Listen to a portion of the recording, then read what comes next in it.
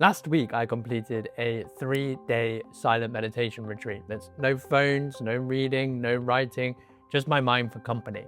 I went because I was overthinking so many things, around my work, around my relationships, around my life decisions. My brain was a mess. And I came back with a single principle that has eliminated over 90% of the noise. And in this video, I'll show you what that is so it can do the same for you. But before I begin, let me explain the mistake I made that almost ruined the entire 3 days, right? If you're meditating or want to meditate, you have to avoid this thing. So grab yourself a cup of tea and let's dive in. So for context, I went to this thing because I was in a new relationship and she lives in a different country to my home country. She doesn't speak the same language and I've been worrying a lot about that.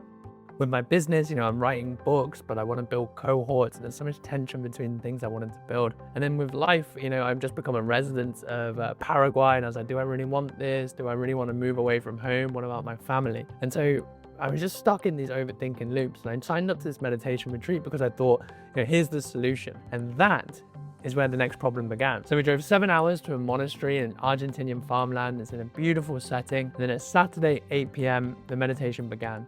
So you say goodbye to your friends and family, you turned your phone off, and then you began to go through a series of guided and unguided meditations with walking in between. The night was okay, and then in the morning we woke 7 a.m, you start with yoga, you do a bit of meditating, and I couldn't believe how tired I was.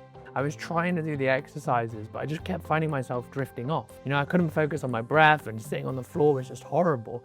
And I started getting really fucking frustrated because I was like, look, you've just taken 3 days off work and driven not halfway across Argentina, it's a big country, and you're here basically falling asleep. And I was getting so angry about this because I was like, I really want to solve these problems. And so after the morning meditation, I started marching around the grounds and I was like, for God's sake, what a waste of time. And an idea came to me that I had read before from Krishnamurti. Krishnamurti said, if you have a motive for meditation, it is not meditation. He explains that the moment you meditate for an outcome, you've introduced desire, and desire is movement of the mind.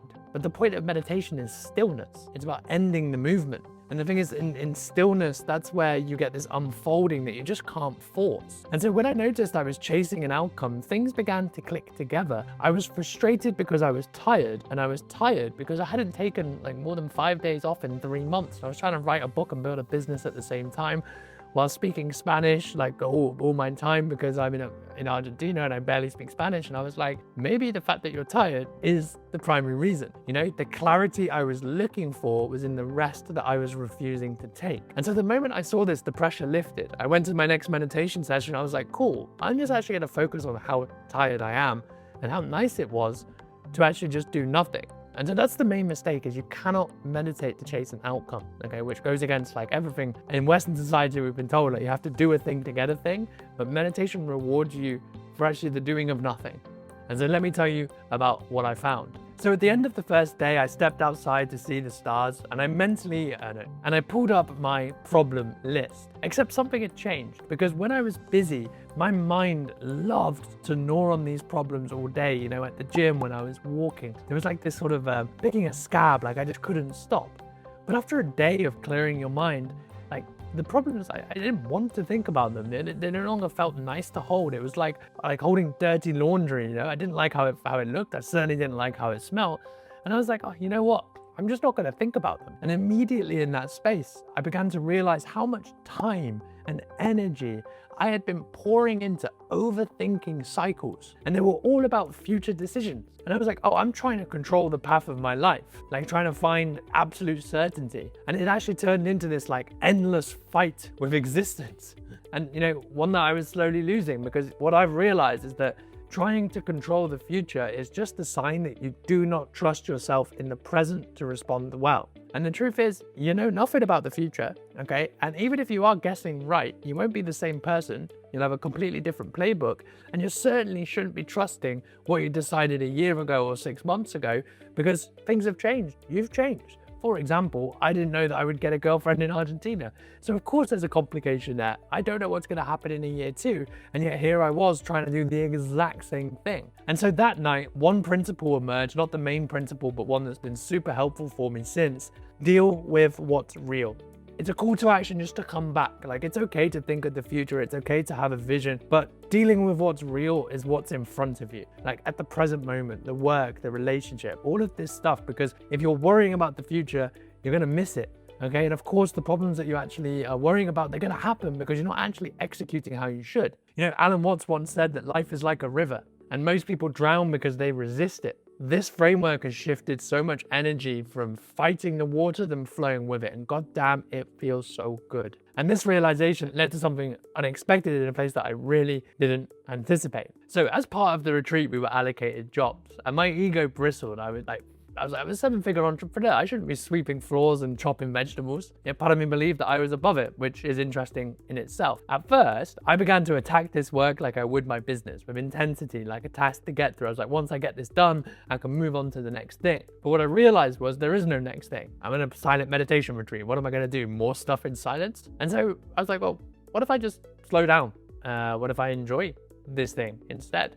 And I began elegantly sweeping the floor, seeing if I could get every speck of dust. When I was chopping vegetables, I was trying to do it in the most efficient, kind of rhythmic way to see if I can get the perfect shapes each time. And I found myself genuinely enjoying the simplicity of effort without expectation. And as I chopped away, I was wondering, I was like, well, why can't work feel like this? Immediately, my mind began grabbing at the excuses. Oh, business is serious, it's competitive, you really want to win, like your dream is to be a writer, you have to be serious. And actually, as I began to see these thoughts pop up, I was like, well, yes, that's true, but that's not the actual answer. The more I realized this is just my ego, right? My ego, and it's because I was scared.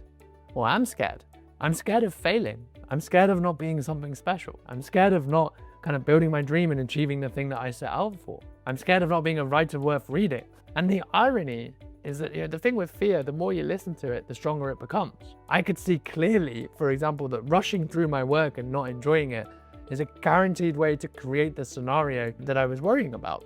Like if I'm not doing my best work, if I'm stressed, if I'm anxious, I'm never going to do well, because you can't compete with the person having fun. Right? My aim is to build things I'm proud of, to serve people that I love to serve. And for that, you need to do your best work, and you can't be rushing through things like a checkbox. And so here's what I realized, the reward for work is more work. So you might as well reward yourself by doing good work in the first place. This becomes a killer feedback loop. The work is enjoyable, you do really well, you get more enjoyable work, as opposed to this like, oh, I'll eventually do good work once I've got through all this stuff. It just doesn't work like that. And anyway, so before I tell you the main realization, the main principle that came from this meditation practice, let me just tell you about this guide that I wrote. One of the key parts about learning, about getting a clear mind, is getting the best books. And so I put together a collection of 33 books that helped me build my writing business. It's got philosophy, it's got marketing, it's got business, all in one area. You can download it for free in the link, and let's carry on. So on the final day, so we've done, 20 hours of meditation, about 10 hours a day. I woke up finally feeling refreshed and relaxed. And after wrapping up 2 hours of yoga and meditation, I decided to take a walk in the countryside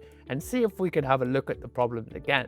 I pulled up the list, and instead of my usual response, which is like jaw clenching, your body is tight, your breathing is shallow, there was just this like welcoming, like you're viewing it with just curiosity and compassion. And within this ease, I found the solution I was looking for, right? The only problem I had was a problem of perspective. See, I was looking at life as if there was something fundamentally wrong. Like I had to improve my business, like I had to improve my relationships, like I had to make the best life decisions. I was running on a list of shoulds, but I never actually signed up for this perspective. And it's actually one that I fundamentally disagree with. Because 5 years ago, I would have killed to have all of these problems. When I was a dentist, I thought I was trapped in this career forever. And then when I started writing, it took me 13 months to get 1,000 followers. It took me 18 months to make $1. And now here I was, living in South America, writing a book, learning Spanish, beautiful Latina girlfriend, all these great choices that I get to make, learning incredible things with an audience 30 times the size of the hometown that I came from. If dentist Kieran could see me now, he would think one thing, what a fucking badass. But there's nothing badass about being the person in the present that's constantly terrified about the future. All that is, right, is just a reflection that you're not seeing reality clearly. You think there are threats behind every opportunity, but actually, there's just abundance everywhere. And my body felt incredible when I realized, when I was like, well, what do I actually want here? And I was like, look, I want to do good work with a smile on my face. And so I came back from that walk with this principle that has genuinely just shifted everything for me.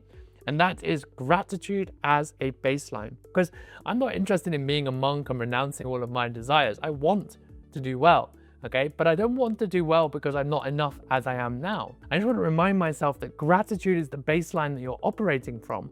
Because when you do this, you're seeing the situation so much clearer, right? You're like, hey, look, I want to achieve this goal, but I only get to achieve this goal because I've been working hard, because I have hands and I have perspective and I haven't born in the right place. Because when you are grateful, you stop seeing life as like a field of shit, and actually it's literally like fertile ground for you to grow your dreams. And here's the thing, I came back to Buenos Aires a month ago, not with the list of solutions I was looking for, but just with a fresh perspective on everything I was doing. I felt so much lighter. Every problem I thought of, I was like, oh, well, this is what we have to do. Everything was so much clearer and so much simpler. The level of calm, clarity, and connection I've had with my work, with my relationships, has been amazing. And so if you're thinking about meditating, or if you are meditating and want to do a silent meditation retreat, I would highly recommend it. A clear mind is worth every second of silence. If you enjoyed this, I recorded a video breaking down my favorite ideas from Krishnamurti's best book, Think on These Things. It should appear on your screen now. Thank you. Don't forget to hit subscribe, and I'll see you soon.